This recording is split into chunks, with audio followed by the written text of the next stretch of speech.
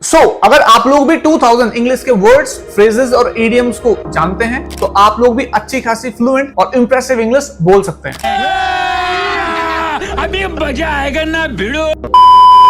लेकिन अब आप लोग सोच रहे होंगे कि 2000 वर्ड्स तो बहुत स्टैगरिंग फिगर लग रहा है, नेक्स्ट टू इम्पॉसिबल लग रहा है लर्न करने में। बिकॉज हम लोग जब 5 से 10 न्यू वर्ड सीखते हैं इंग्लिश के, उन्हीं को अगर हम प्रैक्टिस ना करें तो भूल जाते हैं कुछ ही दिनों में। तो 2000 वर्ड्स तो बहुत ज्यादा नेक्स्ट टू इम्पॉसिबल लग रहा है, राइट? नहीं, इसी को सॉल्व करने के लिए तो मस्ट क्लास लेकर के आए आपके लिए इंग्लिश लेसन्स। अब इंग्लिश लेसन क्या होता है मैं पूरा डिटेल में फर्स्ट पार्ट में बता चुका हूं। अगर आपने देखा नहीं है तो आई बटन पर लिंक दिया हुआ है, आप लोग देख सकते हो। लेकिन थोड़ा सा फिर भी बता देता हूं। देखिए, जब भी आप लोग अपने फ्रेंड्स के साथ बात करते हैं, चाहे वो सोशल मीडिया पे हो चाहे वो रियल लाइफ, तो आप लोग मान लो आपकी नेटिव लैंग्वेज हिंदी है, तो आप बिल्कुल प्योर हिंदी में उनसे बात नहीं करते हैं। इनफैक्ट हिंदी में बात करते हुए भी आप लोग इंग्लिश से काफी सारे वर्ड्स और फ्रेजेस को उसमें मिक्स करो, यानी कि हिंदी इज नो मोर हिंदी, बल्कि हिंदी बन चुकी है इंग्लिश।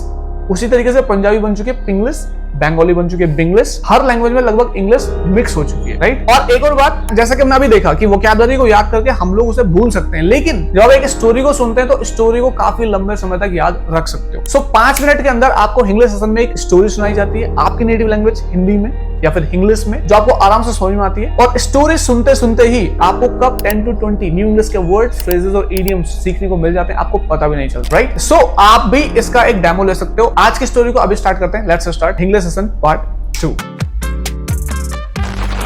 लगभग 7 to 8 इयर्स बैक की बात है, जब लाइफ बिल्कुल मोनोटोनस चल रही हो ना, तो आप भी बोर हो जाओगे। और मेरे साथ भी कुछ ऐसा ही हुआ। मैं बिल्कुल फेड अप हो गया था लाइफ की मोनोटनी से, और मैंने सोचा आप चलो कहीं बाहर चलते हैं, घूमने फिरने चलते हैं, माइंड को फ्रेश करते हैं। और जब भी घूमने फिरने की बात हो, और मेरे एक friend mister X who always has itchy feet, उसके पैरों में मानो हमेशा खुजली होती रहती है घूमने फिरने के लिए, उसकी बात ना हो, ऐसा पॉसिबल ही नहीं है। अब मैं उसके बारे में सोच ही रहा था एंड वो वहां टपक गया, मतलब कि आ गया। वो कहते हैं ना इंग्लिश में, स्पीक ऑफ द डेविल, शैतान का नाम लिया, शैतान हाजिर। एनीवेज, वो आता ही पता क्या बोलता है कि भाई तुम्हें पता है इसी शहर में ना, हमारे शहर में एक मेला लगा हुआ है, चलोगे घूमने फिरने चलोगे? मैंने कहा वाह, यू स्टोल माय वर्ड्स, आपने तो मेरे मुंह की बात छीन ली। तो मैंने कहा यस लेट्स गो। तो हम लोग हेस्ट में मेले की ओर निकल गए। अब हम लोग मेले पहुंचे भी नहीं थे, we were just on the way. और पूरा का पूरा एटमॉस्फेयर ना बिल्कुल एरोमेटिक हो रखा था, कितनी अपीलिंग से स्मेल आ रही थी। आपको पता ही है मेले में कितनी सारी माउथ वाटरिंग चीजें बन रही होती है, चाहे वो मोमो कबाब हो या फिर चाट फ्रिटर्स हो, रिसोल फनल केक या फिर इवन वाटर बॉल्स। बहुत अपीलिंग से स्मेल इन सब चीजों की आ रही थी। मैंने कहा भाई जैसे ही हम बाइक से उतरते हैं ना, तो हम लोग सीधे अटैक करने वाले हैं इन सब चीजों। अब as I got off the bike, मुझे अचानक से ध्यान आया कि भाई हेस्ट में मैं अपना वॉलेट और फोन लाना तो भूल ही गया, तो अब पेमेंट तो हो ही नहीं सकती। सो अब मैं थोड़ा सैड हो गया था। और ये फ्रेंड जिसके साथ मैं घूमने गया हूँ, ये पार्टी कराएगा, मतलब क्वेश्चन डजंट राइज। ये इतना क्लोज फिस्ट है, इतना माइजर है कि भाई ये पार्टी करा देना,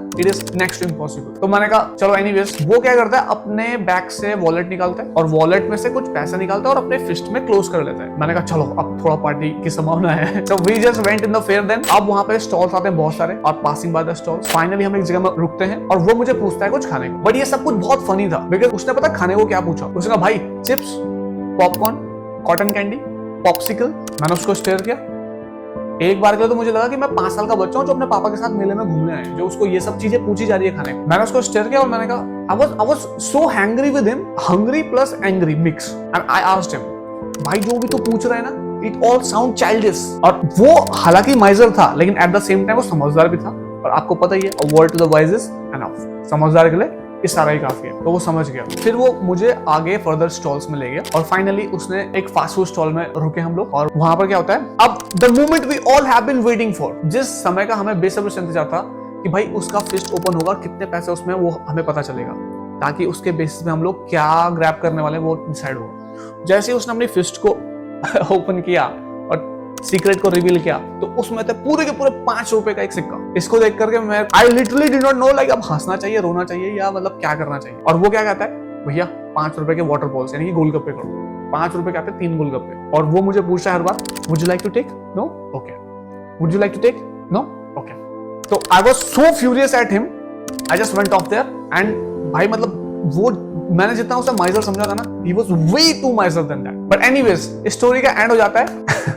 थैंक गॉड स्टोरी का एंड हो जाता है। अब आप लोग मुझे बताइएगा कि आपको ये स्टोरी कैसी लगी। साथ ही साथ में इस स्टोरी में फ्रेंड्स आपने कितने सारे नए वर्ड्स सीखे, वो प्लीज मुझे कमेंट सेक्शन में नंबर बताइए, कितने वर्ड्स आपने नए सीखे। और अगर आपको इंग्लिश सेशन पसंद आया तो प्लीज इसे शेयर कीजिए अपने फ्रेंड्स के साथ, ताकि वो भी आसान तरीके से इंग्लिश को सीख और मजेदार तरीके से इंग्लिश को सीखते रहने के लिए मस्ट क्लास चैनल को सब्सक्राइब कर लीजिए। Okay friends, thank you very much for your precious time and for watching this video. I will see you in the next video. Till the time, keep practising. Bye for now. Cheerio.